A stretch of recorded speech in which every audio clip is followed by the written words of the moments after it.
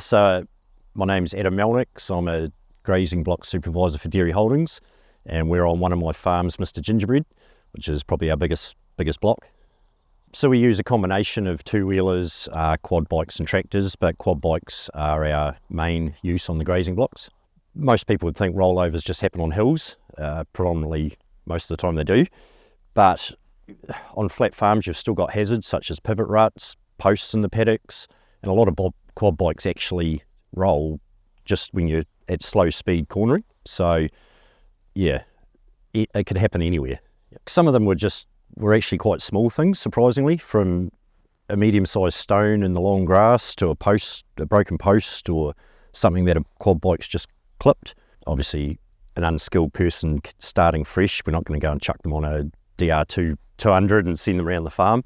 So it's the training, making sure the vehicle's fit for purpose and it's the right vehicle for the right person. Obviously we've got the rollover protection, so we've got the lifeguards on all our bikes. All our bikes are speed limited to 30 k's an hour, and we also have GPS installed in all of them with the added bonus of rollover alerts if we were to ever get in that situation.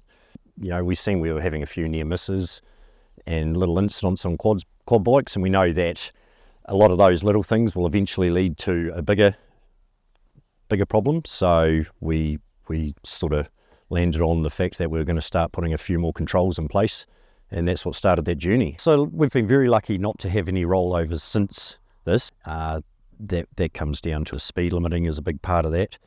Not enough momentum to actually keep the bikes rolling over, and they've been on the flatter terrain farms. Going slower as well, it does give people more time for their brain to process what they're actually doing.